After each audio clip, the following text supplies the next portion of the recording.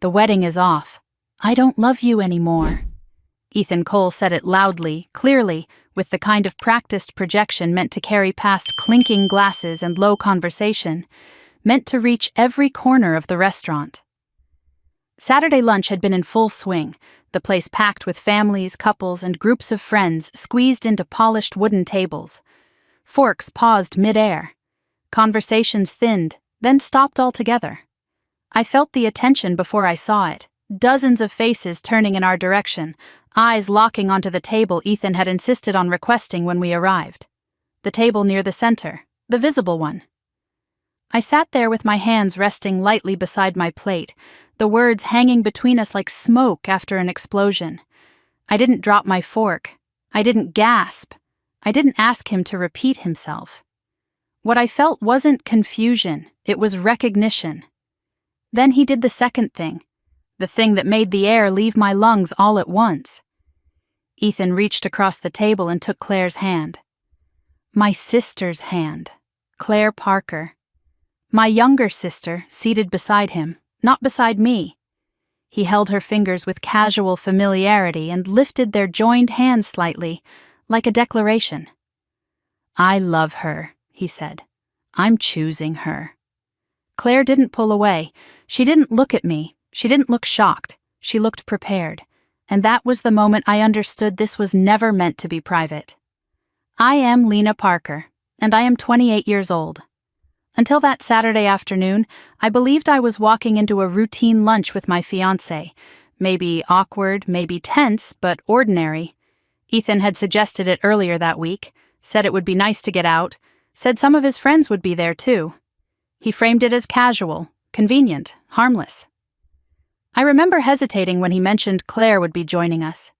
My sister lived nearby, and I assumed he was trying to be thoughtful, trying to make things feel normal with the wedding only months away. The restaurant was busy when we arrived, the kind of place people chose specifically because it buzzed with life. Ethan spoke to the host with a familiarity that struck me as odd in hindsight, requesting a particular table. Not a quiet corner, not near the windows, the center. A table you couldn't ignore without trying. His friends were already there, seated at an adjacent table, smiling and waving as if this were a planned reunion. Claire stood when she saw us, hugging Ethan first, then me second, her arms stiff around my shoulders. At the time, I told myself I was overthinking. I had gotten good at that. We ordered drinks, we exchanged small talk. Ethan barely touched his water. He watched the room instead of me, his gaze flicking between his friends, the surrounding tables, the entrance. Claire sat unusually still, her hands folded in her lap, her smile thin and controlled. I noticed one of Ethan's friends holding his phone face up on the table, screen dark but positioned just so. I noticed another shifting his chair, angling it slightly toward us. None of it registered as danger yet. It felt like static background noise I couldn't quite tune out. Then Ethan cleared his throat. He didn't take my hand. He didn't lower his voice. He didn't lean in. He straightened his back, squared his shoulders, and delivered the words like a statement he had rehearsed. The wedding is off. I don't love you anymore. He didn't say my name. He didn't say he was sorry. He didn't pause to see if I was breathing. For a fraction of a second, the entire restaurant went silent. Even the kitchen noise seemed to dull, as if the building itself was listening. I became acutely aware of every sound my body made. The quiet inhale through my nose, the small shift of my chair, the faint clink of ice in someone else's glass. Ethan watched me closely, his eyes sharp, alert, expectant. He was waiting for something. When he took Claire's hand, a ripple moved through the room. I heard someone exhale sharply. I heard a chair scrape against the floor. One of Ethan's friends let out a small, disbelieving laugh, the kind that comes when people aren't sure whether they're allowed to react yet. Another phone lifted, this time more openly. The lens pointed toward me. Claire finally looked at me then, not with guilt, not with fear, with something else. Satisfaction might be too strong a word, but it was close. Her face held a calm I had never seen on her before, a steadiness that told me she had known this moment was coming. She squeezed Ethan's hand once, a subtle signal, and he seemed to relax. I felt a strange stillness settle over me. Not numbness. Clarity. It was as if a lock had clicked open somewhere in my chest. I understood, all at once, that this was not an emotional confession. It was a performance. The table, the timing, the witnesses, the cameras. This wasn't a breakup, it was a demonstration. I set my fork down carefully. "Thank you for being honest," I said. My voice sounded steady, even to me. Ethan blinked. His eyebrows lifted slightly, then knitted together. That wasn't what he'd expected. I reached for my left hand and slid the engagement ring off my finger. The diamond caught the light briefly, a flash of something that had once meant forever. I held it between my fingers for a second, then slipped it into my coat pocket. "I think I'll be throwing a narrow escape party," I continued, more to myself than to anyone else. "That feels appropriate." There was a beat of stunned silence. Then someone at the other table snorted. A couple of Ethan's friends laughed, the sound sharp and uncertain. Ethan's mouth curved into a smirk, relief flickering across his face. He thought I was deflecting. He thought I hadn't understood. "Lena," he said, his tone shifting, edged now. "Did you hear what I said?" "I heard you perfectly," I replied. "You don't love me anymore. The wedding is off. You're choosing my sister." Claire's fingers tightened around his. I pulled my wallet from my bag and placed cash on the table, enough to cover my meal and a generous tip for the server, who stood frozen a few steps away, eyes wide. "You chose an interesting setting for this," I added, standing up. "A crowded restaurant, your friends nearby, very public." Ethan's jaw tightened. "I thought you deserved the truth." "And you gave it," I said simply, "more than you meant to." I glanced at his friends, men who had nodded along to this plan, who had agreed to be here. Their expressions had shifted now, amusement draining away, replaced by confusion. "Thank you for coming," I said, nodding politely. "Your presence has been illuminating." As I walked toward the exit, I felt the weight of every gaze in the room pressing against my back. But there was no shame in it, no collapse, just clarity. 4 years. I had given Ethan 4 years of my life, and in one carefully staged moment, he had shown me exactly who he was. The afternoon light hit my face as I stepped outside. I inhaled deeply, the air cool and clean compared to the stifling quiet I'd left behind. My hands weren't shaking. My eyes were dry. I walked to my car with measured steps, unlocked the door, and sat behind the wheel. Only then did I let myself process what had happened. Not devastation. Recognition.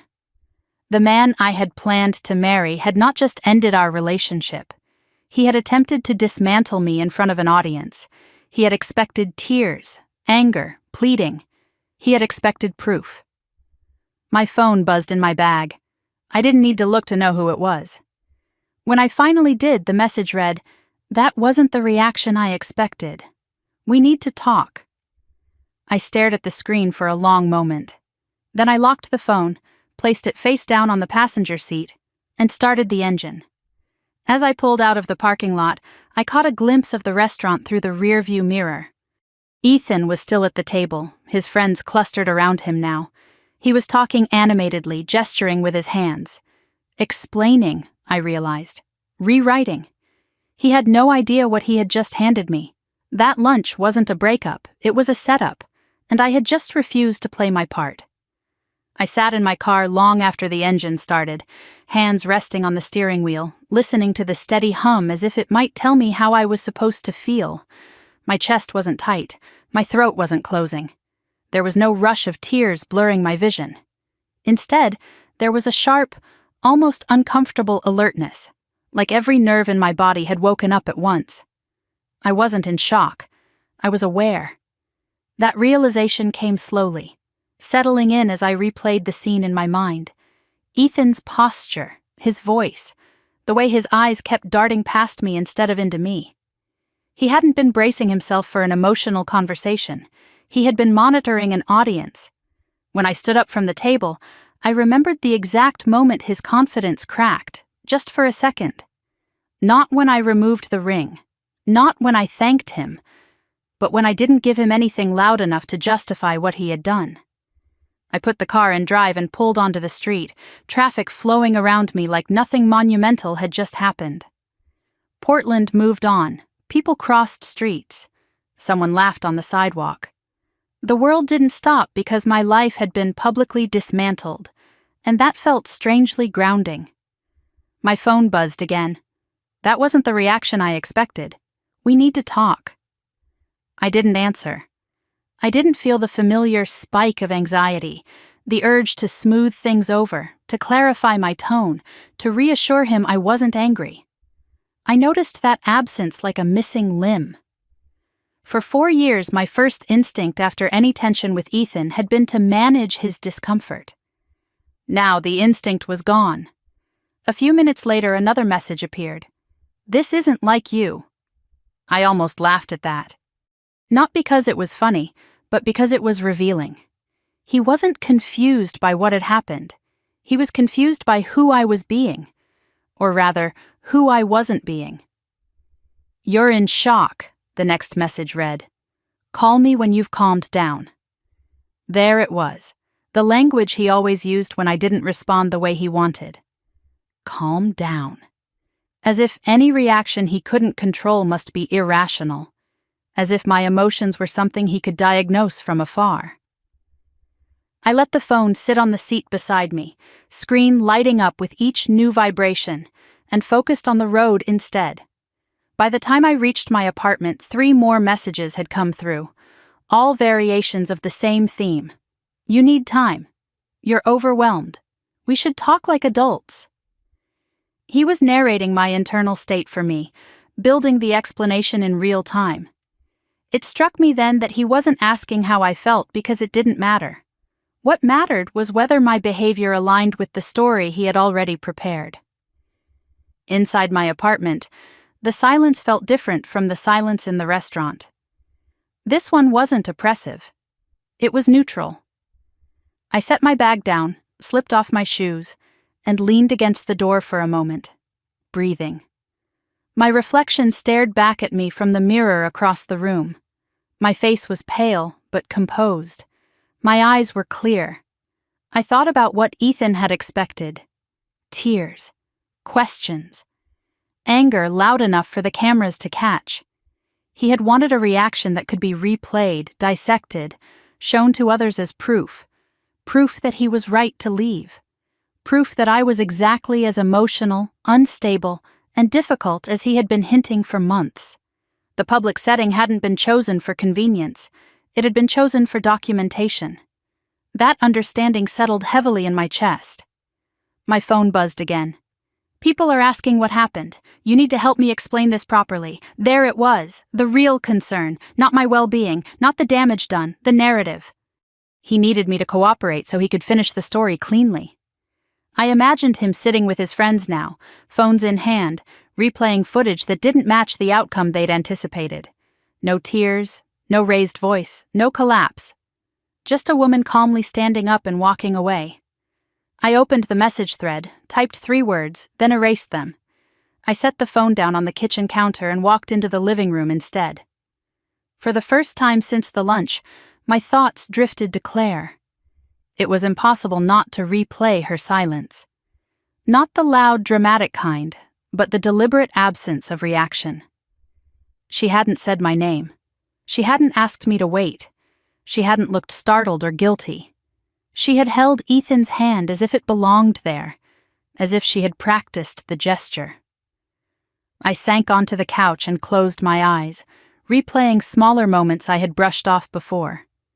The way Claire had started dropping by unannounced over the past few months. The way she had asked questions about my relationship that felt oddly specific. The way she had defended Ethan when I once mentioned feeling dismissed, telling me I was probably overthinking it. "You can be intense sometimes, Lena." She had smiled when she said it, as if it were sisterly concern. My phone buzzed again. "This silent treatment is immature." That message landed differently than the others. Not because it was harsher, but because it revealed impatience.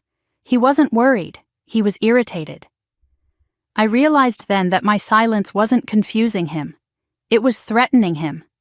Silence meant I wasn't feeding the machine. I wasn't giving him the emotional material he needed to support his version of events. I didn't respond. Instead, I opened my laptop and stared at the blank screen, not to write, not to search, just to ground myself. My mind kept circling back to one question. Why did he need this to be public?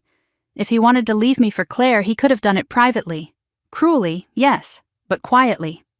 There had been no logistical reason for witnesses, cameras, or a crowded room, unless privacy wasn't the goal, unless the goal was proof. I stood and walked to the window, looking out at the city lights beginning to flicker on as dusk settled. Somewhere out there, Ethan was still talking, still explaining, still crafting a version of events where he emerged reasonable and justified. I knew the language he would use because I had heard echoes of it before. She's been emotional lately. I didn't know how else to do it. I was afraid of how she'd react. Fear. That word would be central to his story. Fear made him look cautious, even noble. Fear shifted responsibility away from the way he had orchestrated the moment. And fear only worked if I behaved the way he had predicted. Another message came through. This isn't healthy, Lena. Avoiding the conversation just proves my point. I exhaled slowly. There it was. The attempt to corner me into validating his narrative. If I stayed silent, I was unstable. If I spoke, I was emotional. Every path he offered led back to the same conclusion. I picked up my phone, opened the settings, and muted the conversation. The quiet that followed felt deliberate, chosen, powerful. I made myself a cup of tea and sat at the small kitchen table, wrapping my hands around the warm mug. As I drank, I thought about all the times over the past 4 years when Ethan had told me what other people supposedly thought of me. My friends worry you get too attached. My colleague thinks you're sensitive. Even my mother, he'd said once, asked if you were okay. I had never questioned where those impressions came from. I had assumed they were organic, that I needed to adjust myself accordingly. It hadn't occurred to me that Ethan might be the source, that he might have been planting seeds long before he ever planned to leave. The idea was unsettling, but it also brought a strange sense of relief. If the story had been written in advance, then my confusion hadn't been a personal failure. It had been engineered. Later that evening, my phone buzzed again, this time with a different name. A mutual acquaintance. Someone who had been at the restaurant. "Are you okay?" she wrote. "That looked rough." I stared at the message for a moment. Then I typed back, "I'm fine, just processing." The response came quickly. "That's not what Ethan said. He said you were having a hard time." My fingers hovered over the screen. I could feel the fork in the road opening up in front of me. I could correct her. I could explain. I could start dismantling his narrative piece by piece. Or I could do nothing. I chose the third option. I replied. I walked out calmly. "You were there." There was a pause. Several minutes passed. Then a new message appeared. "Yeah," she wrote. "You did." I set the phone down and felt something shift again, smaller this time, but just as significant. The truth didn't need a performance. It only needed contrast. That night, as I lay in bed staring at the ceiling, I finally understood why my reaction at the restaurant had mattered so much. Ethan hadn't just wanted to leave me. He wanted to leave with evidence. Evidence that he was justified. Evidence that his new beginning with my sister wasn't cruel but necessary. By refusing to fall apart, I had taken something from him he couldn't get back. He didn't want freedom. He wanted justification. And I had just denied him both. I woke up the next morning expecting to feel hollow. That was what breakups were supposed to do, wasn't it? Leave you staring at the ceiling, heart racing, mind spiraling. Instead, I woke with a dull ache behind my eyes and a heaviness in my chest that felt less like grief and more like vigilance, as if some part of me had stayed awake all night, standing guard. My phone lay face down on the nightstand. I didn't reach for it right away. For years, the first thing I had done every morning was check for messages from Ethan. Did he sleep well? Was he annoyed? Did I need to fix something before the day even began? That reflex was still there, twitching, but I didn't obey it.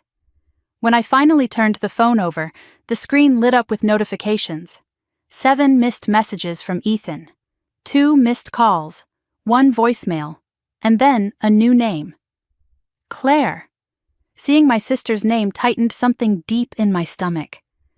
I hadn't heard from her since the restaurant. Not a text, not an apology, not even a confused explanation. Just silence. Deliberate, calculated silence. I opened Ethan's messages first, skimming without really reading.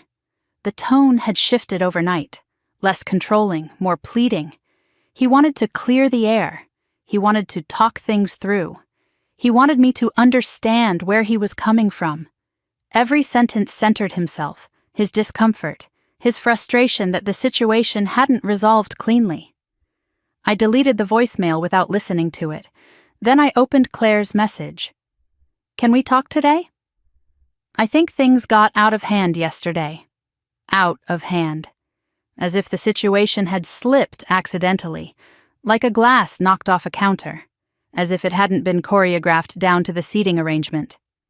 I set the phone down and went to make coffee, needing the small ritual to anchor myself. As the machine hissed and sputtered, memories I hadn't invited began surfacing, moments involving Claire that now felt different under this new light.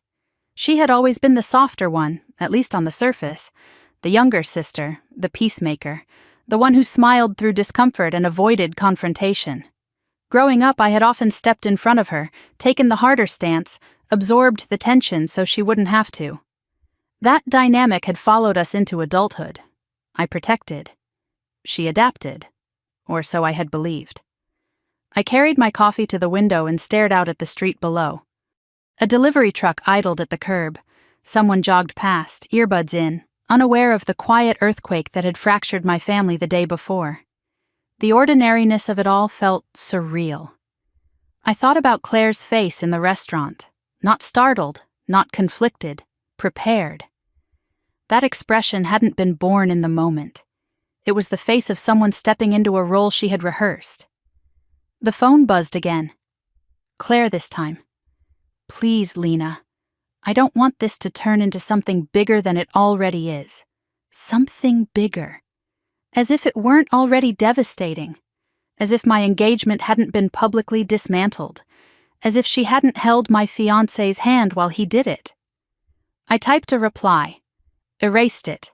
Typed again. Did you know before yesterday? The 3 dots appeared almost immediately. Then disappeared. Then appeared again. I set the phone down and waited. Minutes passed. Finally, a message came through. It wasn't supposed to happen like that. My chest tightened. I stared at the words, reading them over and over. Not no, not I'm sorry, not I didn't know. Just a vague deflection that confirmed everything without saying it outright. So you did know, I typed. This time, the response took longer. Ethan and I didn't plan to hurt you, she wrote. Things just evolved. The word felt slippery, designed to erase responsibility, as if betrayal were a natural process, like weather. I took a slow breath. You sat next to him, I wrote. You let him do it. You held his hand. I could almost see her reading that, weighing her words, choosing the version of herself she wanted to present. He said it was the only way, she replied. He said if he did it privately, you'd take it badly. There it was. The narrative. I closed my eyes, a bitter laugh escaping my throat before I could stop it. He said I'd take it badly. And you believed him. Another pause. He's been worried about you for a while, Lena. You've been under a lot of stress. I felt the shift then, the moment when confusion turned into something sharper. This wasn't just justification, it was alignment. Claire wasn't defending herself. She was defending the story Ethan had been telling. I typed carefully.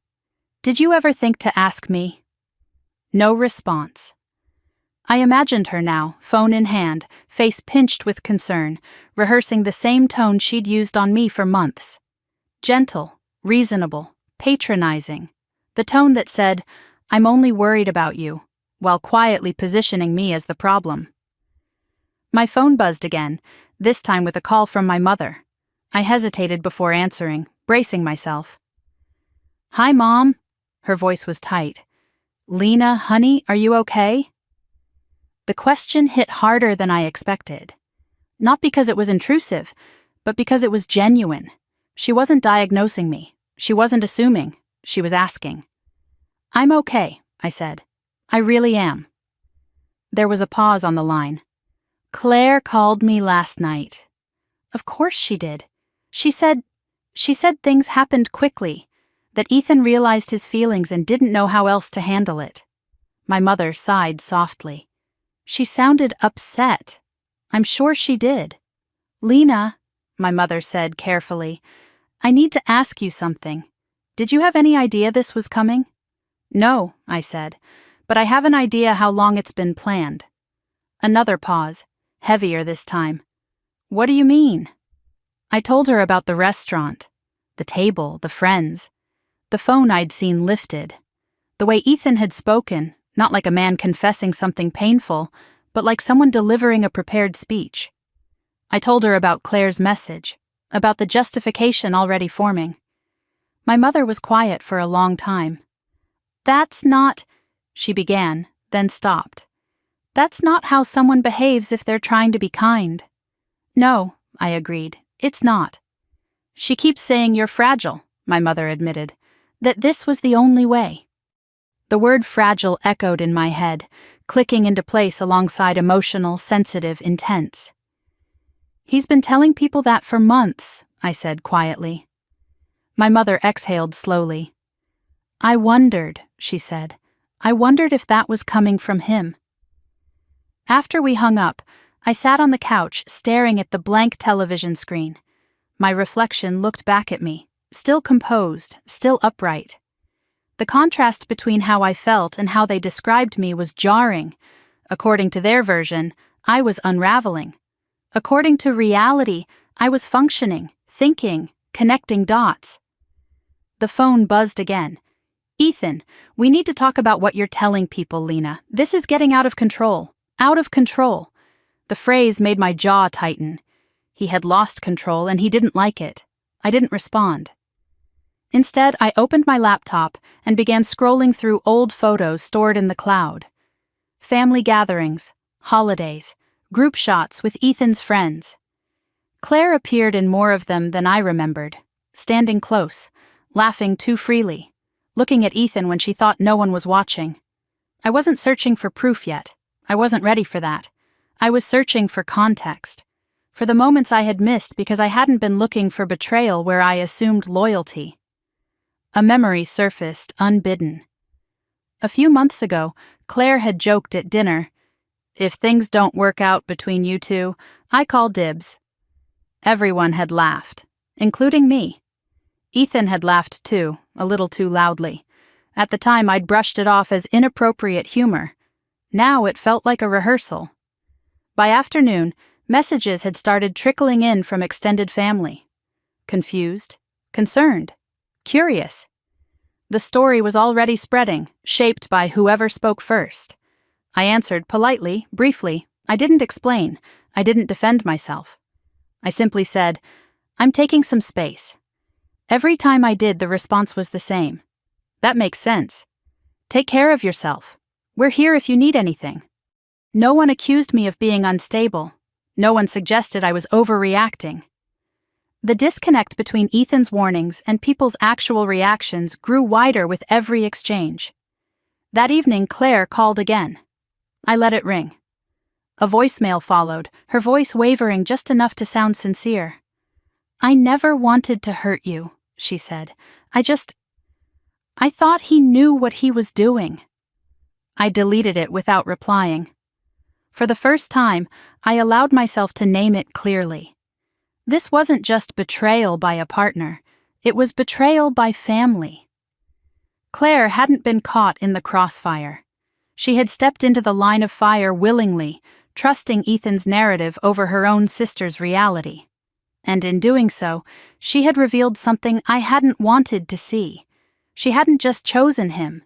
She had chosen the story where I was the problem. As night fell, I sat alone with the lights off, the city glowing faintly through the window.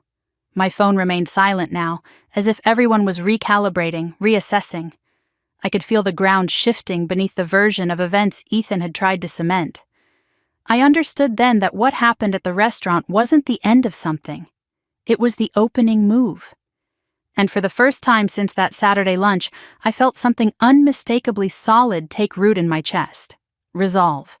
If they had planned this together, then the truth would unravel them together. I didn't sleep that night. Not because my mind was racing, but because it wouldn't stop replaying things I had already lived through and dismissed. Moments that had once felt small now returned with weight, lining up in a way that made them impossible to ignore. It wasn't nostalgia. It wasn't heartbreak. It was analysis. By morning, I understood something that shifted everything. What happened at the restaurant wasn't the end of my relationship with Ethan. It was the moment I finally saw what that relationship had always been. I made coffee and sat at the kitchen table, notebook open but untouched. I wasn't trying to write anything down yet. I was letting the memories come, one by one, without interrupting them, without softening their edges the way I used to. I thought back to the first time I met Ethan. It was at a networking event downtown, one of those after-work mixers with bad wine and forced smiles. I had gone with a coworker, planning to stay 30 minutes at most. Ethan approached me with confidence that felt effortless. He asked where I worked, what I liked about it, what I wanted to do next. He listened closely, nodding at all the right places. When I talked about my ideas, my frustrations, he didn't interrupt. He remembered details, he followed up. At the time, I thought it meant he cared. Now I realized it meant he was collecting information. Ethan had always been good at asking questions that made people feel seen, but they weren't open-ended. They guided. He learned what motivated you, what unsettled you, what you needed validation for. He didn't mirror me, he mapped me. I remembered something he'd said on our third date, smiling like it was a compliment. I like that you're driven, but you don't always know when to stop. Someone needs to ground you. I had laughed then, told him he was probably right. The memory made my jaw tighten. The early months of our relationship had been full of what I thought were compromises. He didn't like my friends much, said they were immature, negative, not really aligned with where I was headed. I started seeing them less, not all at once, just gradually. He thought my apartment was inconvenient, too far from his office, too cramped. I moved. He questioned whether my career path was stable enough long-term. I adjusted my expectations. Each change felt reasonable on its own. Together, they formed a pattern I hadn't wanted to name. The giving had always been mine. When I pushed back, Ethan never argued outright. He didn't need to. He had a subtler way of winning. He'd sigh, rub his temples, tell me he was just worried, that I took things too personally, that I was reading into things that weren't there. You're sensitive, he'd say gently. That's not a bad thing. You just have to be aware of it. Aware. As if my emotions were something to manage, not something to respect. I remembered the first time he corrected me in public. It was at a dinner party with his colleagues. I mispronounced a word, barely noticeable, but Ethan jumped in immediately, laughing as he corrected me, placing a hand on my back like he was steadying me. Everyone laughed politely. I felt heat rise to my face. Later, when I told him it embarrassed me, he looked genuinely surprised. I was helping you, he said. Why are you making this into something? I apologized. The realization settled heavily now.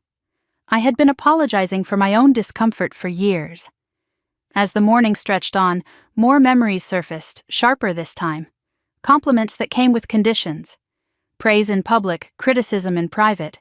Plans he made without consulting me, followed by wounded looks when I expressed frustration. You always assume the worst, he'd say.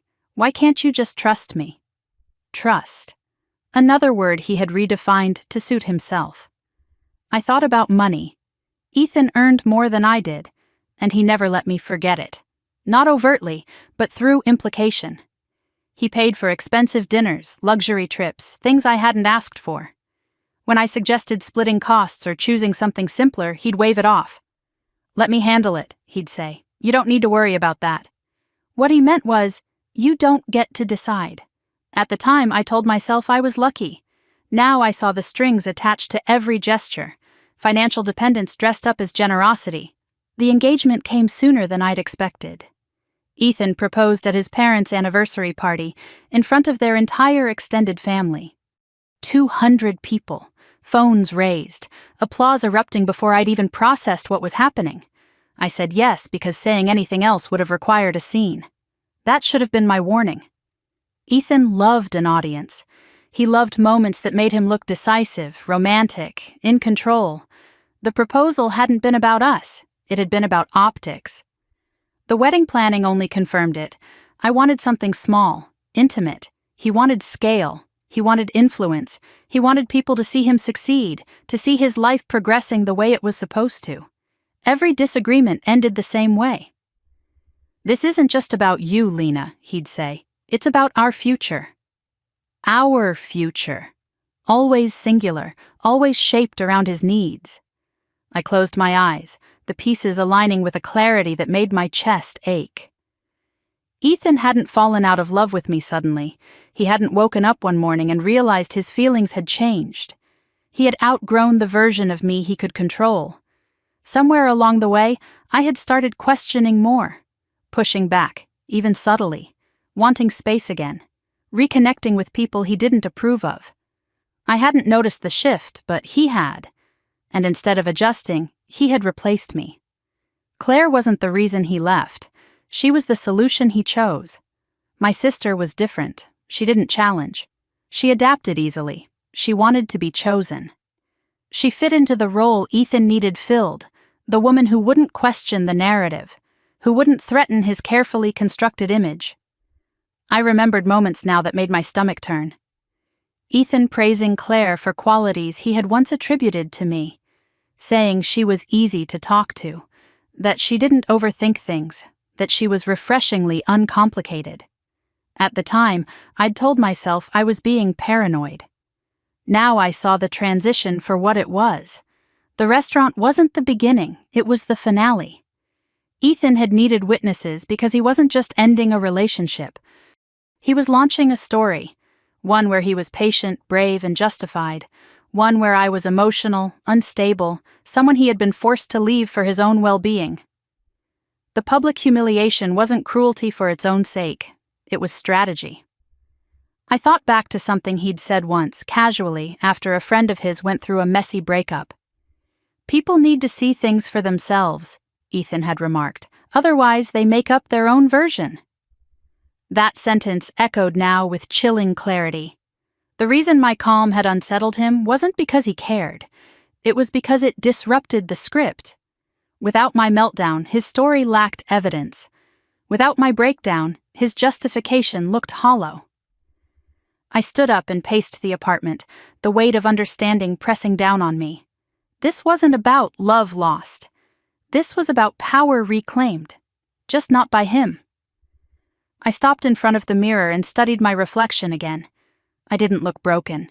I looked alert, focused, like someone who had just stepped out of a fog and realized how long she'd been walking blind.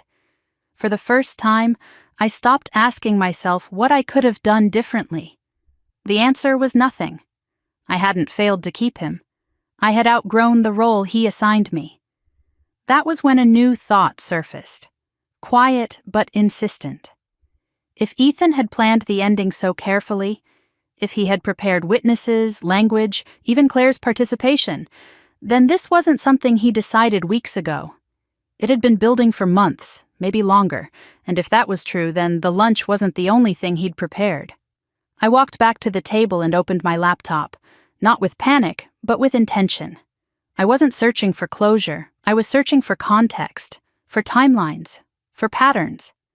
I didn't know yet what I would find, But I knew one thing with absolute certainty. I was done remembering. Now, I was going to start looking. I didn't open my laptop with anger. That surprised me. I opened it the way you open a drawer you've avoided for a long time, not because you're afraid of what's inside, but because you already know something is there and you're finally ready to see it clearly. I wasn't looking for an apology. I wasn't looking for proof that Ethan loved me once. I was looking for a timeline. People who plan exits always leave traces. They get careless when they think the story is already decided. And Ethan had never imagined I'd stop crying long enough to pay attention. The familiar glow of my inbox filled the screen. Shared calendars, shared cloud storage, documents we'd both touched during wedding planning. Everything still open to me. Ethan hadn't changed a single password. Not because he trusted me, because he underestimated me. I started with the calendar. At first, nothing looked strange. Meetings, dinners, family obligations. Then I began noticing overlaps. Appointments Ethan had labeled vaguely. Coffee. Catch up. No names attached. Always during hours he knew I'd be at work. Always recurring. I clicked into one and scrolled back. The first entry appeared 5 months ago. 5 months. My chest tightened, but my hand stayed steady. I opened my email next, filtering by dates, then by keywords. Names, locations, nothing explicit at first. Ethan had always been careful with language. He preferred implication, plausible deniability. That was when I found the folder I didn't recognize. It wasn't hidden, it wasn't password protected. It was just there, sitting among shared wedding files and budget spreadsheets, labeled blandly enough to escape notice. Priority updates. The name alone made my stomach drop. I clicked it open. Inside was a document. Simple, organized, a list of names with notes beside them. Ethan's friends, his colleagues, a few extended family members, people whose opinions mattered to him. Next to each name was a single line. Wedding update. Send immediately. I scrolled to the top of the page and checked the creation date. 2 weeks before the restaurant. The air seemed to leave the room all at once. Not in a rush, in a slow, hollow pull. This wasn't impulsive. This wasn't emotional. This was logistics. My phone buzzed on the counter, but I didn't look at it. I didn't need the distraction. I opened the document history. The first draft was shorter, the second more polished. By the final version, the language was smooth, measured, almost compassionate. As some of you witnessed today, I made the difficult decision to end my engagement to Lena.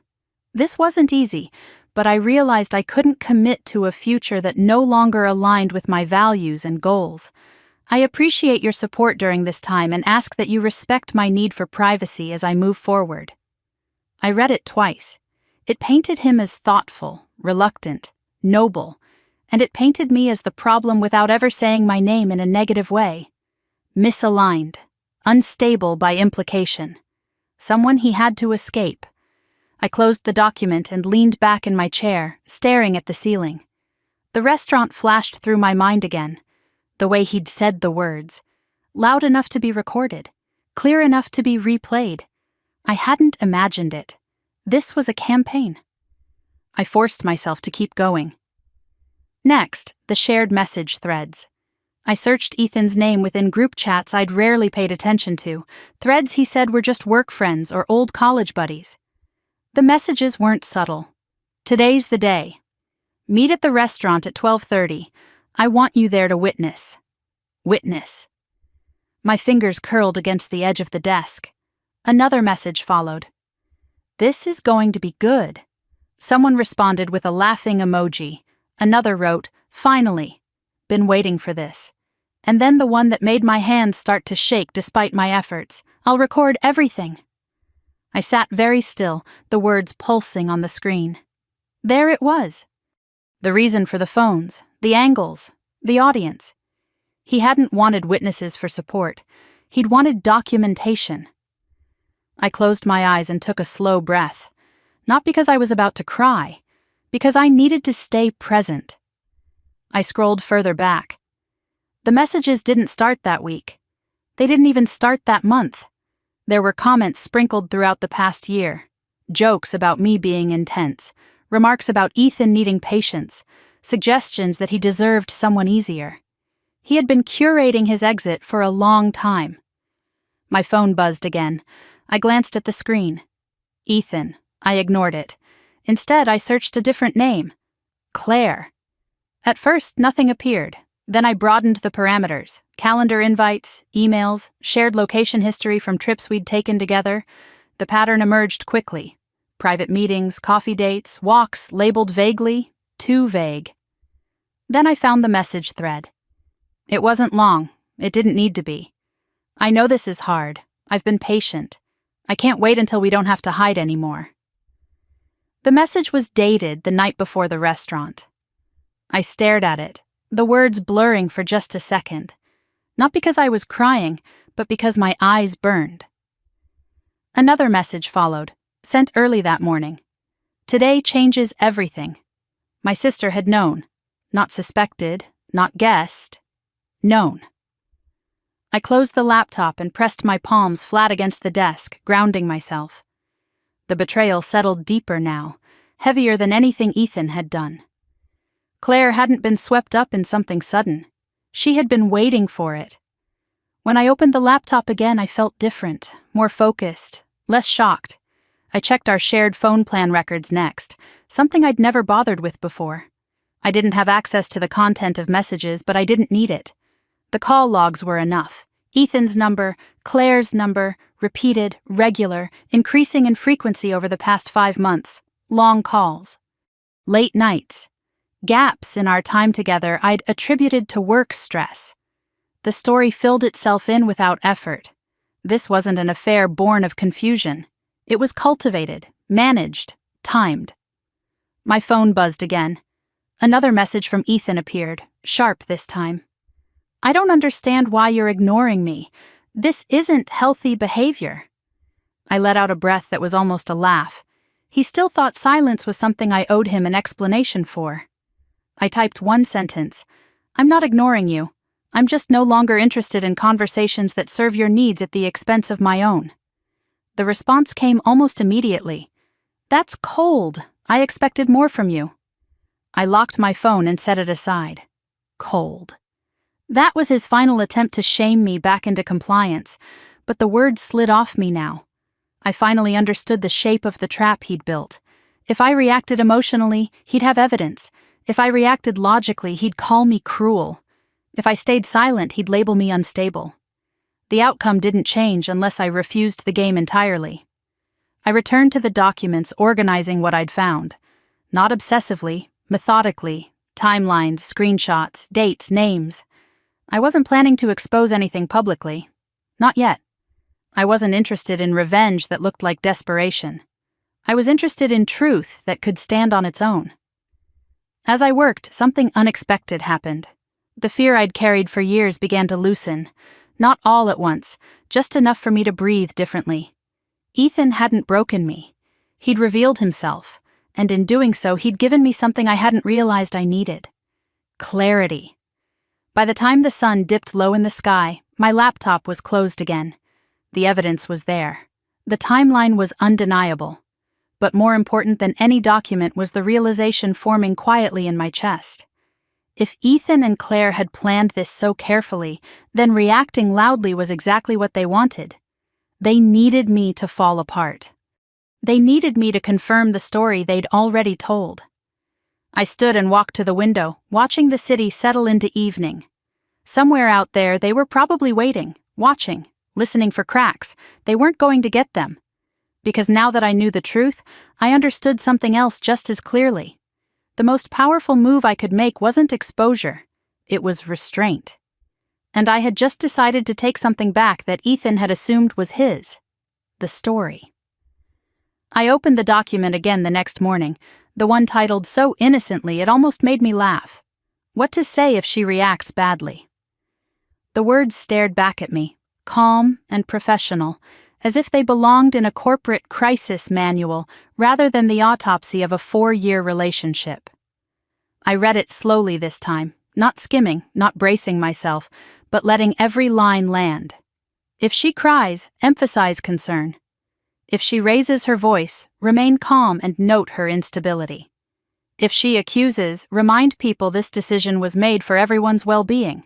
If she walks away, say she needs time to process. Every possible version of me had already been written, every reaction pre-framed. There was no scenario in which I emerged as credible, rational, or wronged. The outcome was fixed. I would be unstable. He would be patient. That was the story.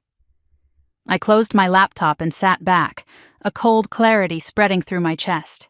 This wasn't just about ending an engagement. This was about destroying my credibility. I thought about the language Ethan had used in the days since the restaurant. "You're not acting like yourself.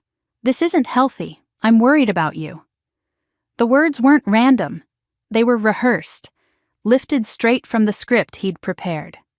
I replayed past conversations with new ears.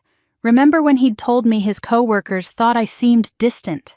When he'd said my friends didn't really understand me? When he'd mentioned my mother once asked if I was overwhelmed? I'd swallowed those comments whole, believing they reflected concern from others. Now I understood. He had been planting seeds. Gaslighting doesn't always come as lies. Sometimes it comes as consensus. As the quiet suggestion that everyone sees something wrong with you. So maybe you should too. I stood and paced the apartment, the pieces clicking together with a sickening precision. The reason Ethan needed witnesses at the restaurant wasn't to support him. It was to validate the story he'd been telling in advance. He needed people to see me react so he could say, "See, this is what I've been dealing with." And when I didn't react, when I stood up calmly and walked away, the script collapsed. That was why he kept texting. Why his tone shifted from confidence to irritation to concern. He needed me to do something, anything, cry, yell, beg, post something dramatic online, give him proof. Instead, I had given him silence. My phone buzzed again, as if on cue. People are starting to ask questions. You're making this harder than it needs to be. Harder for him, not for me. I set the phone down and returned to the messages between Ethan and Claire, reading them again with a different focus. Not on the betrayal itself, but on the role she played. Claire hadn't just known. She had participated. One message stood out now more than before, sent weeks prior. I think people will understand if they see it for themselves. Just make sure you're gentle. Gentle. Claire had framed herself as the concerned sister, the reasonable replacement. She wasn't just stepping into my place romantically. She was stepping into my place narratively. The sane one, the calm one, the woman who could support Ethan through the difficulty of leaving someone like me. My stomach twisted. I remembered her telling our mother that I'd been stressed lately, that I seemed tired, that maybe wedding planning was getting to me. I'd thought it was care. I'd thought she was looking out for me. She was laying groundwork. The realization hurt more than I expected. Not sharply, but deeply, like something tearing that had once been stitched too tightly. I sat back down at the table and opened my notebook for the first time. Not to vent, not to journal, to outline. I wrote one word at the top of the page, narrative. Underneath it, I drew 2 columns. Theirs, mine. Under theirs, I wrote the words Ethan and Claire had already been using. Unstable, emotional, overwhelmed, fragile, difficult, under stress, needs time. Under mine, I wrote only facts. Public breakup, witnesses invited, phones recording, prepared messages, prior relationship, silence afterward. No adjectives, no interpretation, just truth. I stared at the page until something clicked. If I responded emotionally, I would be filling in their column for them. If I defended myself loudly, I would look reactive. If I stayed silent without purpose, they would control the empty space. But silence with intention, silence paired with consistency, that unsettled everything. The next message from Ethan arrived mid-afternoon. "You can't just disappear, Lena. That's not how adults handle things." I smiled then, a small, humorless curve of my mouth. Adults. He loved that word when he wanted obedience dressed up as maturity. I typed one response. "I'm not disappearing. I'm choosing not to participate in a story that isn't true." His reply came instantly. "You're proving my point." There it was again, the trap snapping shut. Anything I did was evidence against me. I didn't respond. Instead, I muted his number entirely. The quiet that followed was startling in its completeness. No buzzing, no flashing screen, no pull toward explanation. For the first time since the restaurant, my mind felt steady. That evening I went for a walk. The city moved around me, unaware of the war playing out in text threads and shared documents. Couples passed by holding hands. A woman laughed loudly with her friends outside a bar. Somewhere, music drifted from an open window. I realized then how much of my life with Ethan had been spent anticipating his reactions, editing myself, adjusting my tone, making sure I was never too much of anything. Angry, sad, excited, ambitious. Too much had always been the accusation. I stopped at a crosswalk and waited for the light to change, the sound of traffic humming around me. A thought surfaced, quiet but sharp. They planned my breakdown, not because they cared about my emotions, but because they needed my collapse to justify their choices. When I didn't give it to them, they were left exposed. That was why Ethan was panicking. That was why Claire had gone quiet. Their story required my participation, and I had withdrawn my consent. Back at my apartment, I sat on the couch with the notebook again. I added another line beneath the columns. Strategy. I didn't write anything under it yet. I didn't need to. The shape of it was already forming in my mind. If I couldn't confront them directly without reinforcing their narrative, then I needed a different kind of response. One that didn't accuse. One that didn't explain. One that simply showed. I thought back to the moment in the restaurant, the words that had slipped out of me instinctively. A narrow escape party. At the time, it had been a deflection, a way to keep my dignity intact, but now it felt like something else, a possibility. A celebration didn't fit their story, joy didn't fit instability, calm didn't fit fragility. The idea settled in my chest, not fully formed yet, but solid enough to feel its weight. My phone remained silent all evening. I knew Ethan would try again tomorrow. I knew Claire would eventually reach out when the pressure became too uncomfortable. They both needed something from me. They weren't going to get it. Before going to bed, I wrote one final line in the notebook, under the word strategy. They don't know I know. I closed the notebook and turned off the light. For the first time since Saturday, I slept. And when I did, it wasn't the sleep of someone avoiding reality. It was the rest of someone preparing for what came next. Silence changed the air around me. It wasn't the empty, awkward kind Ethan accused me of using.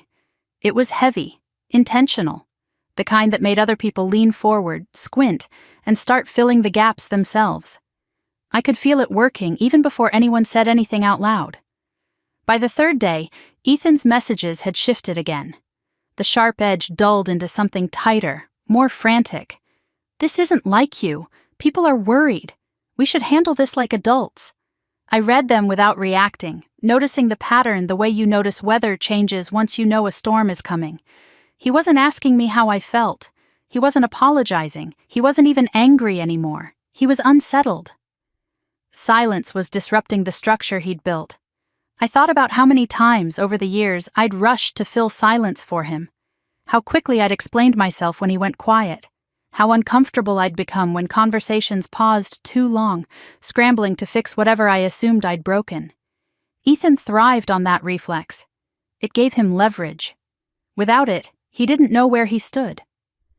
On the fourth morning, I woke up to no new messages at all. That absence felt louder than the buzz of my phone ever had. It told me he was recalculating, figuring out his next move. I made coffee and sat at the kitchen table, notebook open beside me. The words I'd written the night before stared back. They don't know I know. It wasn't a threat. It was an advantage. I didn't plan revenge the way people imagine it. There were no dramatic speeches forming in my head, no fantasies of exposing them publicly and watching them crumble. That kind of reaction would give Ethan exactly what he wanted. It would let him point and say, "See? This is what I meant. I wasn't interested in confirming his narrative. I was interested in dismantling it. That was when I remembered the moment at the restaurant more clearly than before. Not Ethan's words, not Claire's silence, my own voice. I think I'll be throwing a narrow escape party. At the time, it had been instinct, a deflection sharp enough to protect my dignity when everything else was being stripped away. But now, with distance, the phrase felt different. It wasn't flippant, it wasn't denial, it was framing. Ethan wanted the story to be about my collapse. A party flipped that on its head. Celebrations didn't belong to women who were unraveling. Calm announcements didn't align with instability. Joy didn't support fear-based narratives. I closed my eyes and let the idea settle. A narrow escape party wouldn't mention Ethan. It wouldn't mention Claire. It wouldn't explain anything. It would simply exist. And that was precisely what made it dangerous to them. I pictured how the news would land in Ethan's world, not as an accusation, but as a contradiction. People wouldn't ask, "What did Lena do wrong?" They'd ask, "Why is she celebrating?" Questions were the enemy of a controlled narrative. My phone buzzed again as if summoned by the thought. "What exactly are you telling people?" Ethan wrote. "I'm getting confused messages. Confused messages." That told me everything. His friends, his colleagues, the people on that carefully curated list were starting to notice the disconnect. The woman they'd been warned about wasn't behaving the way they'd been told she would. I didn't respond. Instead, I opened my calendar and scrolled to the date that had once been circled in gold. The wedding reception venue, the deposits, the contract still active, still under my name because Ethan had insisted it was easier that way. At the time, I'd thought it was convenience. Now it felt like leverage. I clicked through the emails from the venue coordinator, reading her polite reminders, the cheerful tone that assumed celebration was still on track. I didn't feel sadness. I felt opportunity. The space was already paid for. The date was still reserved. The infrastructure for a gathering already existed. All it needed was a new purpose. I drafted an email, paused, deleted it, then started again. I'd like to repurpose the event. The words felt solid, neutral, professional. Before sending it, I hesitated, a familiar voice rising in my head. The old instinct. Is this too much? What will people think? Are you making a mistake? I recognized that voice now. It wasn't mine. I hit send. The response came faster than I expected. "I'm sorry to hear about the change," the coordinator wrote, "but yes, we can absolutely adjust the event. What did you have in mind?" I smiled. "A celebration of new beginnings," I typed back. That was all. Over the next few days, I worked quietly, not obsessively, methodically. I didn't announce anything publicly. I didn't explain my silence. I simply continued with my life, making choices without checking how they might land in Ethan's world. That restraint was the hardest part. Not reacting, not clarifying, not correcting rumors as they floated back to me through mutual acquaintances. Someone texted, "Is it true you're throwing a party?" Another asked, "Are you okay?" I answered honestly, but briefly. "Yes, I'm fine, nothing more." The reactions varied. Confusion, curiosity, a few supportive messages from people who had been at the restaurant, who had seen my composure with their own eyes. "That's not what I expected," one of them admitted. Exactly, I thought. Ethan's messages returned, sharper now. "This is getting out of hand. You're making things public when they don't need to be." Public! The irony almost made me laugh. He'd chosen a crowded restaurant, invited witnesses, arranged recordings. Now he was concerned about privacy. I finally replied, choosing each word carefully. "I'm not making anything public. I'm living my life." There was a long pause before his response arrived. "You're trying to embarrass me." That was the closest he'd come to telling the truth. I set the phone down and walked to the window, watching the late afternoon light spill across the street. Cars passed. People moved through their lives, unaware of the careful recalibration happening behind the scenes. Ethan needed me quiet and hidden or loud and emotional. Either one worked for him. What he couldn't handle was visibility without chaos. That was when I understood the real power of the party. It wasn't confrontation. It wasn't exposure. It was contrast. Let people see me as I was now. Let them compare it to the story they'd been told. Let them do the math themselves. No accusations, no explanations, just presence. That evening, my mother called. "I heard something interesting today," she said cautiously. "Oh?" "Claire mentioned you're planning some kind of celebration." I could hear the uncertainty in her voice, the careful way she was choosing her words. I braced myself for concern, for worry, for the familiar suggestion that I slow down, be careful, not stir things up. Instead, she surprised me. "I think that sounds strong," she said. Unexpected, but strong. I closed my eyes, relief washing over me. "I'm not trying to hurt anyone," I said. "I just don't want to disappear." "You're not," she replied softly. "And you never were." After we hung up, I sat with that for a long time. The realization that the people who truly knew me didn't need explanations. They didn't need proof. They recognized me because I was still myself. The next message from Ethan came late that night. We should meet, face to face, before things go any further. I read it once, then again. He wasn't asking to talk. He was asking to regain ground.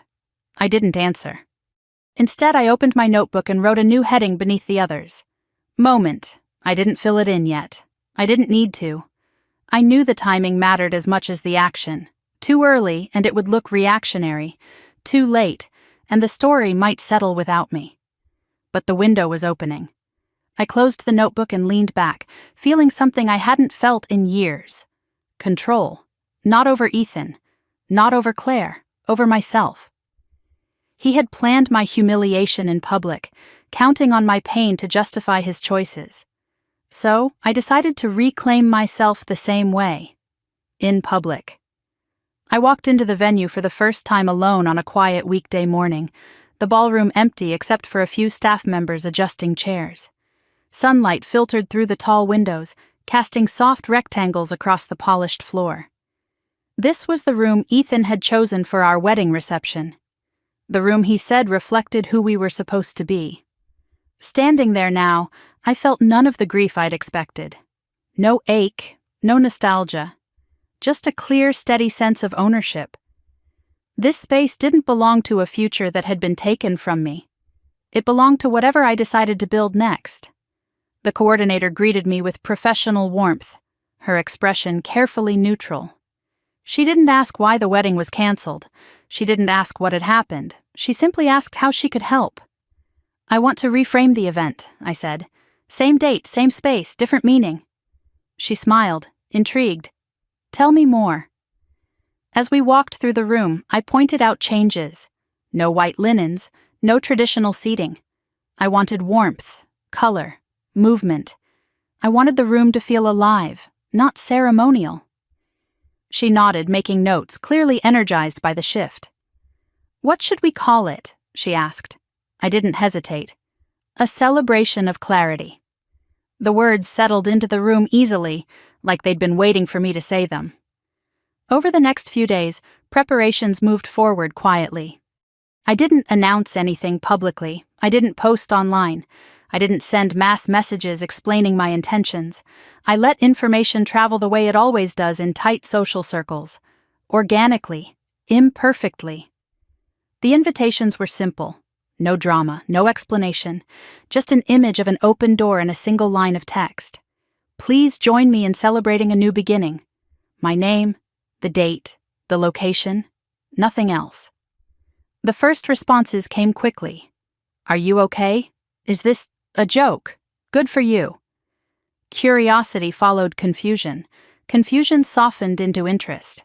I could almost hear the collective recalibration happening as people tried to fit this new information into the story they'd already been told. My phone buzzed late one afternoon with a message from someone who had been at the restaurant. "I don't understand," she wrote. "You seem fine." I smiled at the screen. "I am." That evening, Ethan finally called. I let it ring. Then, against my better judgment, I answered. "What are you doing?" he asked without greeting. "I'm living my life," I said evenly. "You're throwing a party," he snapped. "Do you have any idea how that looks?" The question hung between us, loaded. "I do," I replied. "That's why I'm doing it." There was a pause, sharp and uncomfortable. "People think you're not taking this seriously," he said. "That's interesting," I replied, "because I've never taken myself more seriously." He exhaled sharply. "You're making people uncomfortable, Lena." I almost laughed. The irony was staggering. He had humiliated me in a crowded restaurant, orchestrated witnesses, arranged recordings. And now my composure made people uncomfortable. "I'm not responsible for how people feel about my choices," I said. "I spent years trying to be. I'm done with that." "You're spiraling," he said, the familiar accusation sliding into place. This is exactly what I was afraid of. I felt nothing, no anger, no urge to defend myself. "If that's what you believe," I said, "then there's nothing more to discuss." I hung up before he could respond. The next message came from Claire. "Can we talk privately?" I don't think this is the right way to handle things. The word privately stood out. It always did. Privately meant controlled. Privately meant no witnesses, no contrast, no accountability. I didn't answer. Instead, I focused on the details. Music selection, lighting, food that felt indulgent rather than formal. I chose bold colors Ethan had once dismissed as too much.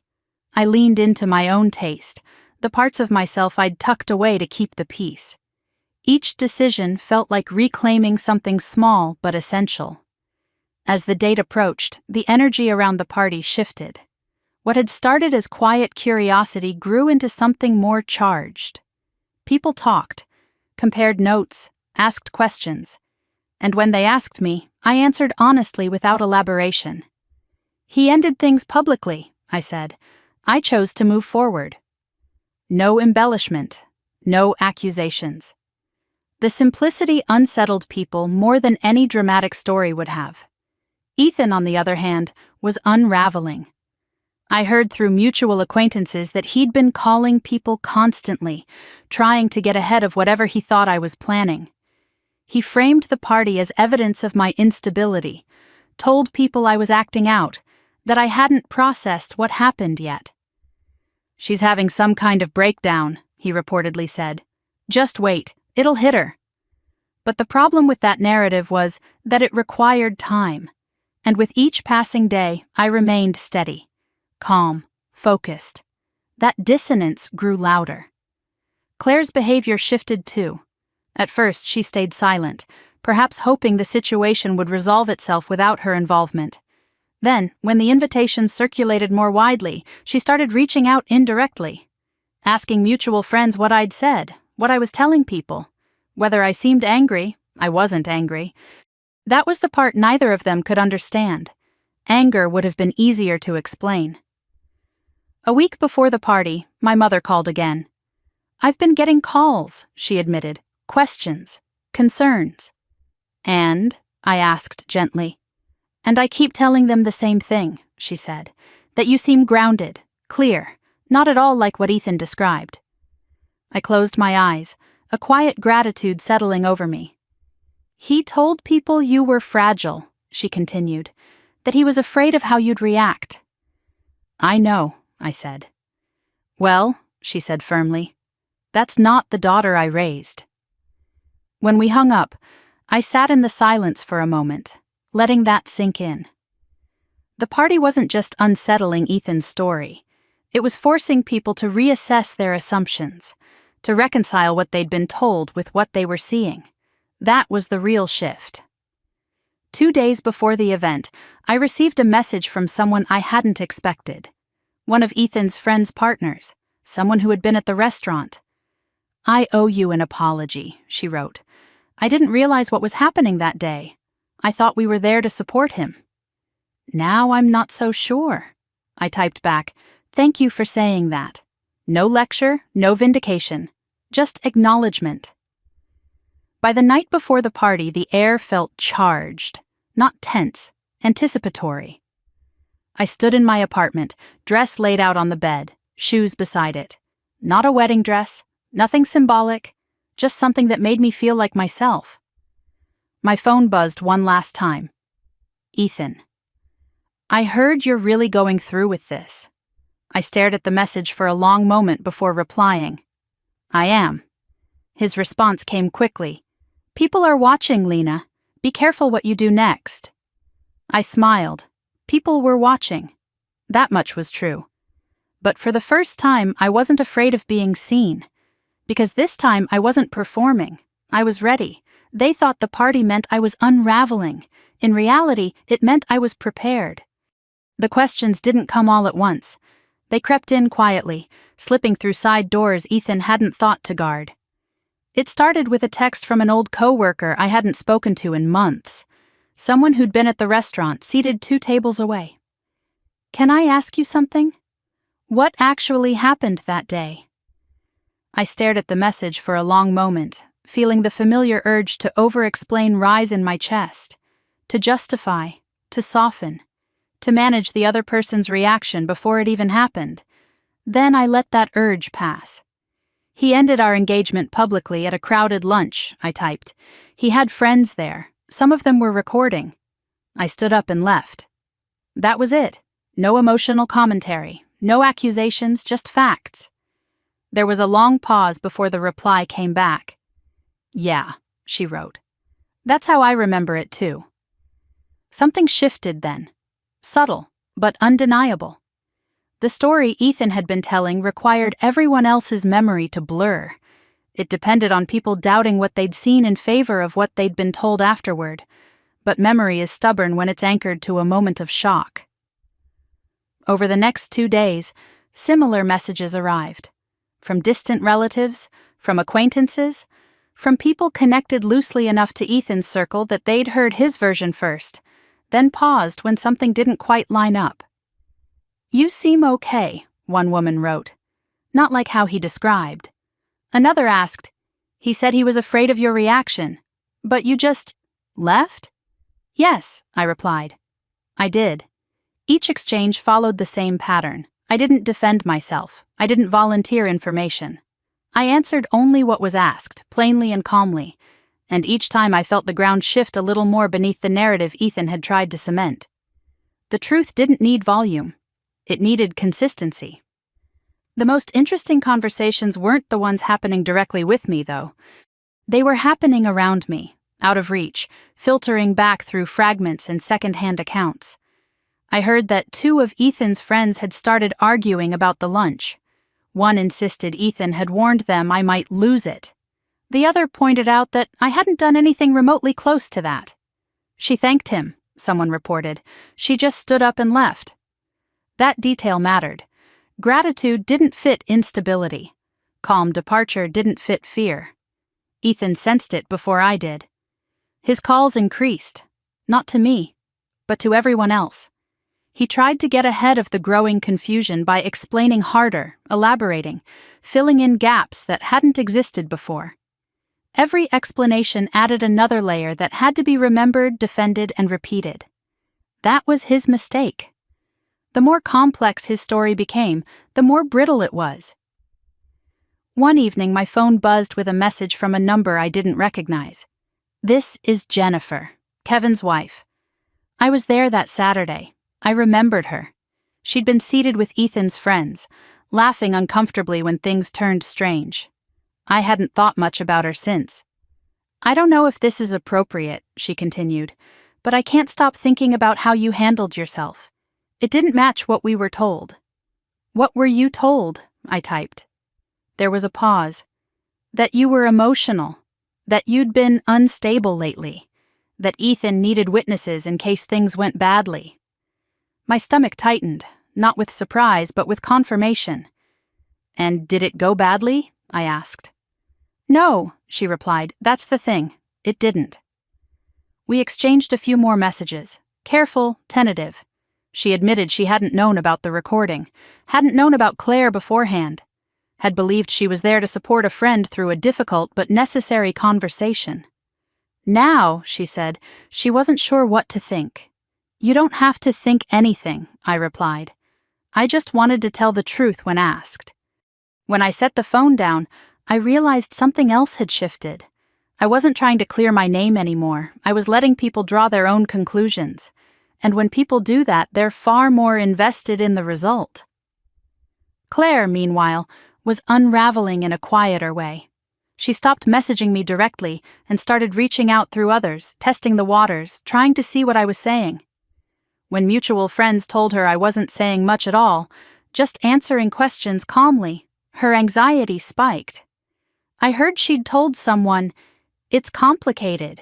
You don't understand." Complicated is what people say when the simple truth doesn't favor them. Someone else reported that, when asked directly whether she'd known beforehand, Claire hesitated too long. That silence had spoken louder than any denial could have. Ethan's behavior grew more erratic. He sent me a message late one night. "I don't recognize you anymore. You're acting cold. This isn't who you are." I read it once and deleted it. The next morning, another message followed. "People are twisting things. You need to help me fix this.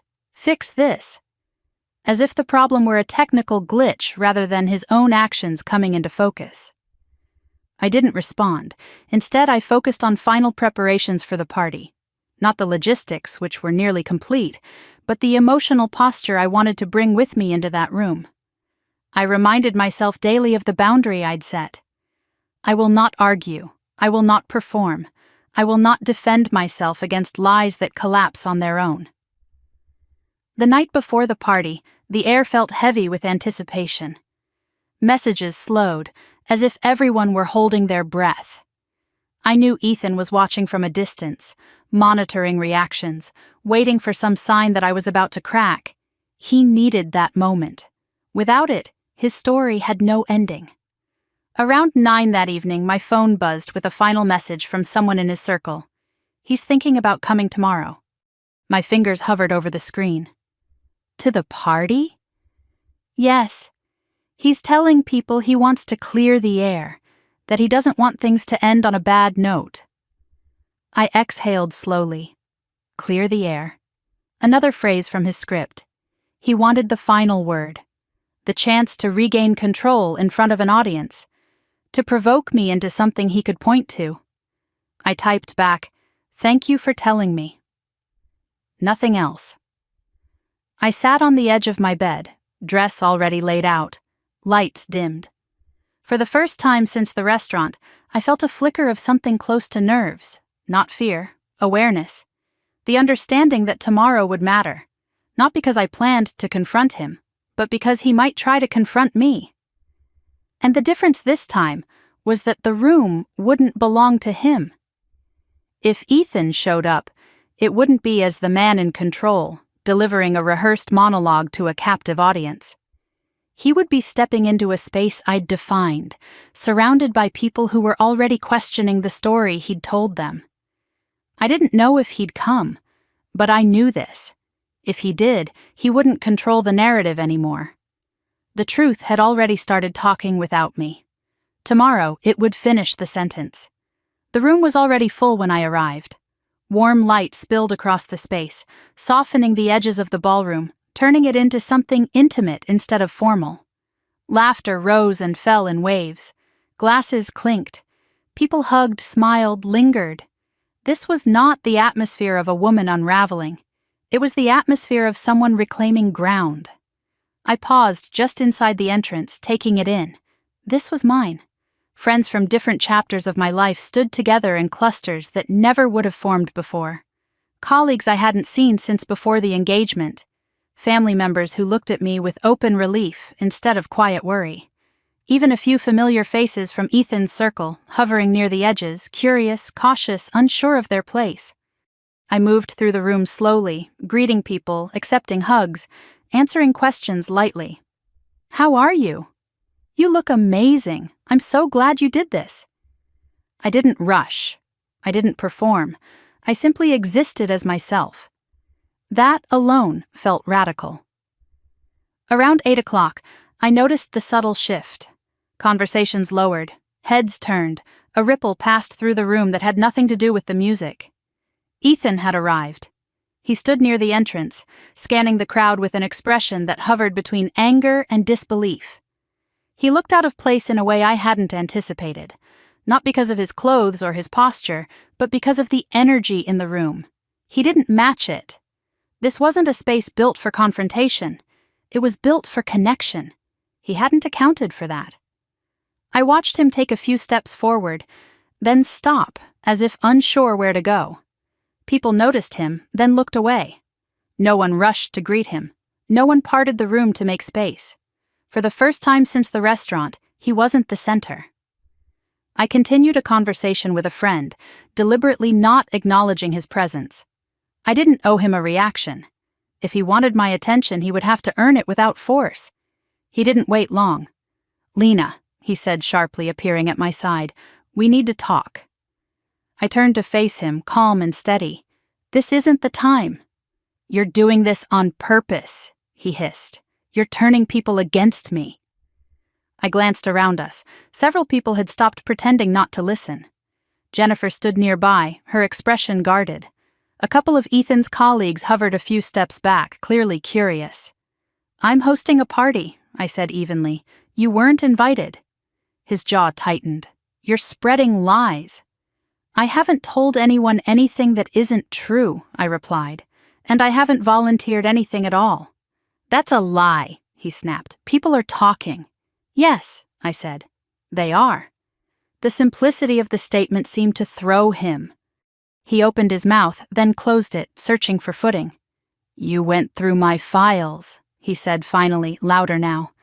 "You invaded my privacy." "Our files," I corrected. "The ones you never bothered to secure." A murmur rippled through the nearby group. "This is insane," he said. "This is exactly what I warned everyone about. You're vindictive. You're unstable." I didn't raise my voice. I didn't step closer. I didn't step back. "Ethan," I said, clearly, "look around." He did. What he saw wasn't a room reacting with fear or concern.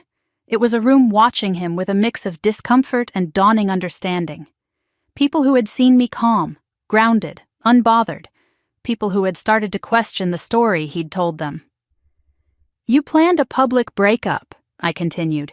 "You invited witnesses, you had people recording, you prepared messages in advance, and you were involved with my sister before you ended things with me." The words landed like stones dropped into still water. "That's not," he started. "It is," I said, "and it's documented." Silence fell.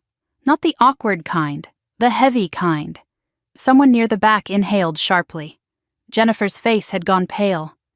Ethan looked around, panic flickering behind his eyes. This wasn't how this was supposed to go. He'd imagined confrontation, drama, tears. Not a quiet room absorbing facts without interruption. "You don't understand," he said, his voice rising. "I was afraid of how you'd react." "And yet," I said, "here I am, calm, hosting a party, living my life." The contrast was undeniable. "You're manipulating them," he said weakly. "I didn't manipulate anyone," I replied. "I stopped protecting you." That was the moment something broke. Not in me, in him. He opened his mouth again, but nothing came out. Whatever script he'd prepared couldn't survive the reality unfolding in front of him. He had no evidence, no footage of my breakdown, no tears to point to. Just his words against my presence. People started to move away from him, not dramatically, but instinctively. Conversations resumed at a distance. The energy of the room began to reclaim itself, leaving him isolated in the middle of it. "This isn't over," he muttered. "It is for me," I said. He stood there for another second, then turned and walked out. The door closed behind him with a soft finality that echoed louder than any slam could have. For a moment, no one spoke. Then someone exhaled. The room breathed again. Music swelled slightly. Laughter crept back in, tentative at first, then freer. The spell broke, not because of what had been said, but because of what had been seen. Jennifer approached me slowly. "I owe you an apology," she said quietly. "I didn't know. I really didn't." "I know," I said. Others followed, not to congratulate me, not to dramatize what had happened, just to acknowledge it, to recalibrate their understanding. I didn't believe him after I saw you tonight, one woman admitted. You're not what he described. I never was, I replied gently. As the evening continued, I felt something settle deep in my chest. Not triumph, not revenge, relief. The truth hadn't needed a spotlight. It had needed space. I watched people dance, watched old friends reconnect, watched my mother laugh with someone she'd just met. This was what freedom looked like. Messy, warm, real. Ethan had planned my humiliation carefully, assuming my pain would do the work for him. Instead, my composure had undone everything. By the time the party wound down, I felt lighter than I had in years. Not because he'd been exposed, but because I no longer felt invisible inside my own life. As the last guests drifted out and the lights dimmed, I stood alone in the room for a moment, listening to the echo of footsteps fading away. The story had changed, not because I fought for it, but because I refused to play the role he wrote for me. The fallout didn't explode, it spread. That was the first thing I noticed in the weeks after the party. There was no dramatic implosion, no single moment where Ethan's world collapsed in on itself. Instead, it was quieter, slower, more unsettling. Conversations shifted. Invitations stopped coming. People took longer to respond to his messages, if they responded at all. Reputations don't usually shatter in one loud crack. They erode when enough people stop believing the story holding them together. I didn't track Ethan's life deliberately. I wasn't refreshing social media or asking for updates. But information has a way of finding you when you're no longer trying to control it. Mutual acquaintances mentioned things casually, the way people do when they think the subject no longer matters to you. He seems stressed, someone said over coffee one afternoon, not like himself. Another time, a former colleague of his mentioned that a few people at work were distancing themselves. There's just a vibe, she said, like something doesn't add up anymore. I nodded, non-committal, and changed the subject. Claire's unraveling was more visible. At first, she tried to carry on as if nothing had happened. She attended family gatherings with a practiced smile, stayed close to our mother, laughed a little too loudly. But the cracks showed quickly. She flinched when certain names came up. She avoided eye contact when conversations drifted toward the party, or the restaurant, or Ethan. The truth hovered around her like a scent she couldn't mask. I didn't confront her. I didn't need to. The distance between us spoke loudly enough. We moved around each other like strangers bound by blood but not by trust. One afternoon, about 3 weeks after the party, my mother called. "Claire came by today," she said carefully. I waited. "She was upset," my mother continued. "Said people were judging her, that she felt excluded." "And what did you say?" I asked. There was a pause. I asked her when she planned to tell the truth. I closed my eyes, a quiet ache blooming in my chest. Not pain, grief. The kind that comes from accepting what a relationship can no longer be. "She didn't answer," my mother said.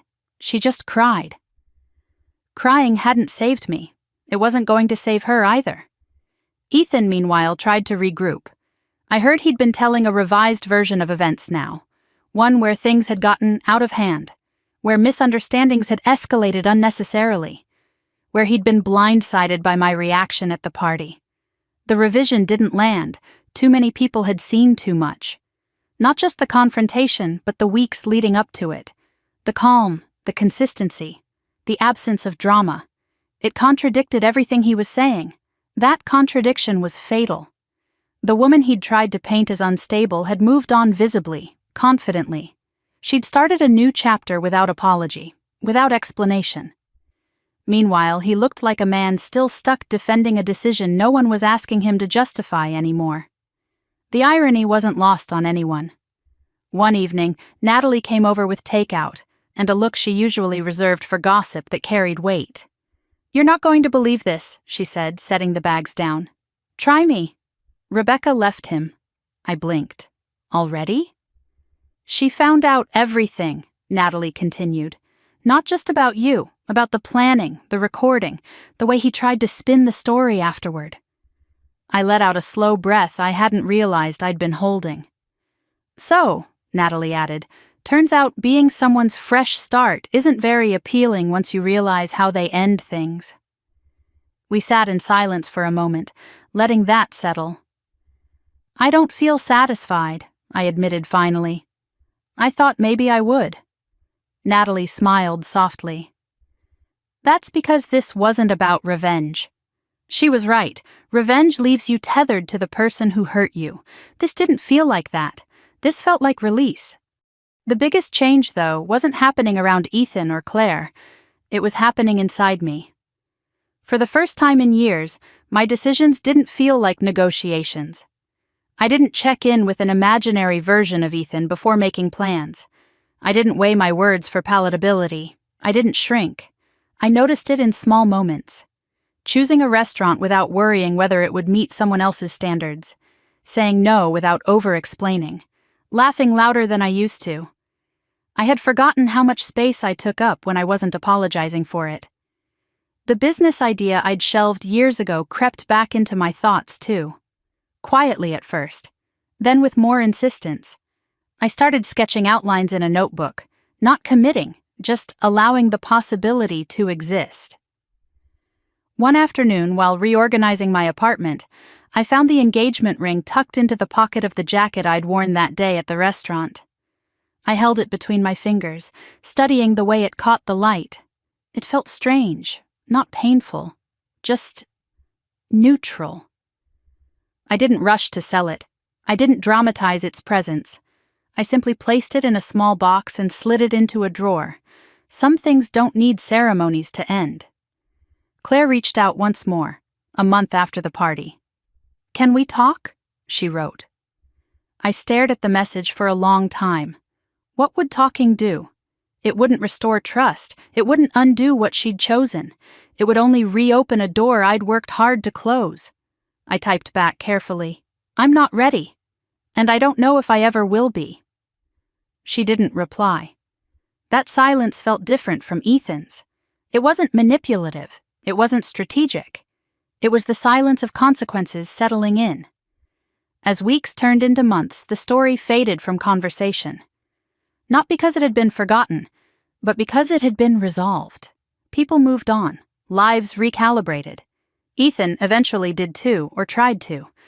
I heard he'd taken a position in another city, far enough away that his past wouldn't immediately follow him. A clean slate, he'd called it. I wished him no harm, but I didn't wish him access to my life ever again. On the 1-year anniversary of that Saturday lunch, I found myself walking past the same neighborhood without realizing it at first. The restaurant was still there, windows open, laughter spilling out onto the sidewalk. I stopped across the street and watched for a moment. A year ago, I'd walked out of that place feeling watched, judged, measured. Today I felt nothing but distance, not bitterness, perspective. That moment hadn't broken me. It had clarified everything. I turned and kept walking, my steps light, my path unburdened. Some people plan your downfall with precision. They never consider what happens when you refuse to fall.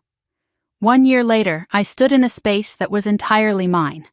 Not borrowed, not negotiated, not adjusted to fit someone else's comfort or ego. Mine. The office was small, sunlit, and imperfect in the best way. A narrow desk by the window, shelves I'd assembled myself. A corkboard crowded with notes, sketches, color swatches, and timelines. This was where I worked now, where I built things, where I made decisions without asking permission. I set my bag down, poured myself coffee, and opened the window to let the morning air in. Somewhere outside, traffic hummed, life moved, normal, unremarkable, steady. A year ago, I couldn't imagine this quiet without fear. Back then, quiet felt like abandonment. Like something was about to go wrong if I didn't fill the space fast enough with explanations, compromises, apologies. Silence had been a threat. Now it was peace. The business had grown faster than I expected. Slowly at first, just a few small events, intimate gatherings, celebrations that mattered because they were honest. Word spread the way it always does when something is real, through trust, through experience. Through people telling other people, she listens, she understands, she doesn't try to control the story. I smiled at that last part. Control. That had been the illusion Ethan lived inside. The belief that if you arranged the right witnesses, the right timing, the right narrative, you could determine how reality would be perceived. He thought power came from scripting other people's reactions. He never understood that real power comes from not needing to. I thought of him rarely now.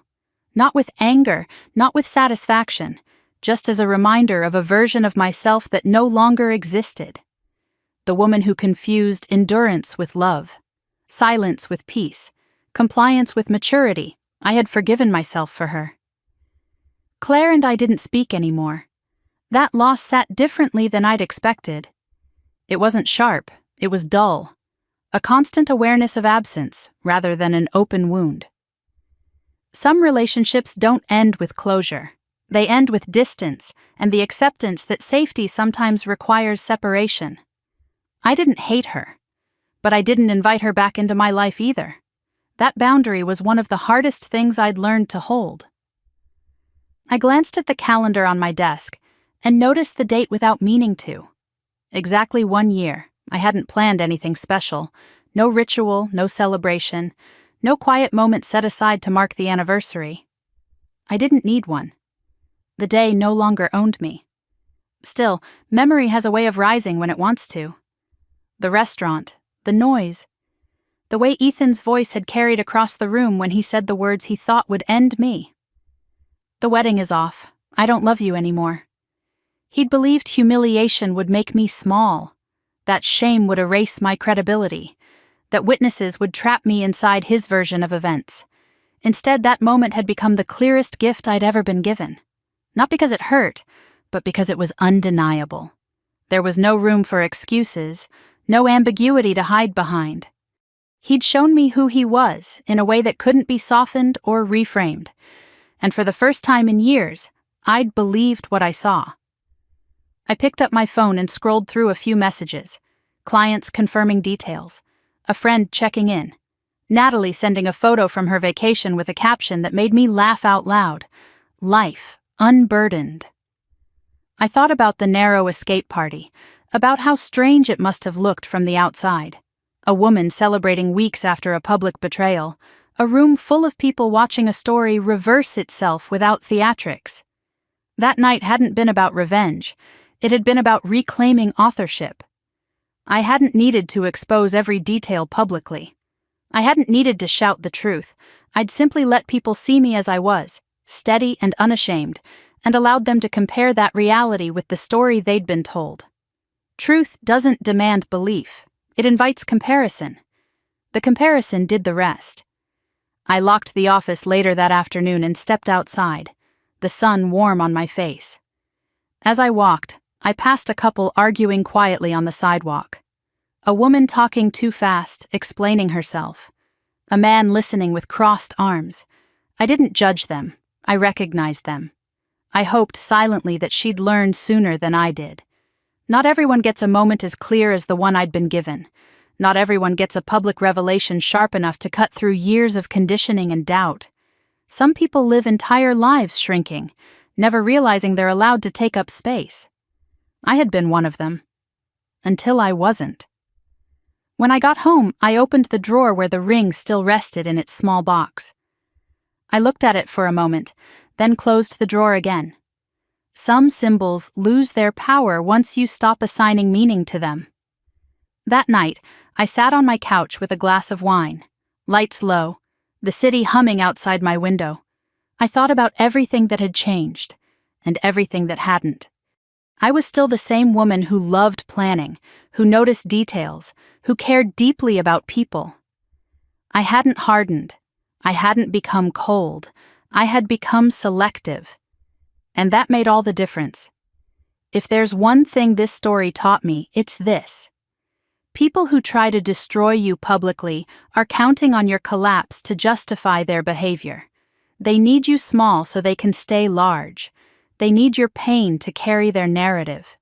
When you refuse to give them that, when you choose dignity over defense, clarity over chaos, something remarkable happens. The story changes, not because you force it to, but because truth doesn't require your suffering to exist. If you've ever been blindsided, humiliated, or betrayed by someone who thought they controlled the outcome, I want you to know this. Your calm is not weakness. Your silence can be strategy. And walking away with your head held high can undo more damage than any confrontation ever could. If this story resonated with you, if you've lived through something similar, or are standing at the edge of a decision that scares you, share your thoughts in the comments. You're not as alone as you think. And if you want to hear more stories about quiet strength, reclaimed dignity, and the moments when the truth finally turns the tables, stay with this channel. Subscribe, like, and join us for the next story. Some endings are actually beginnings, and sometimes the greatest revenge is simply living well.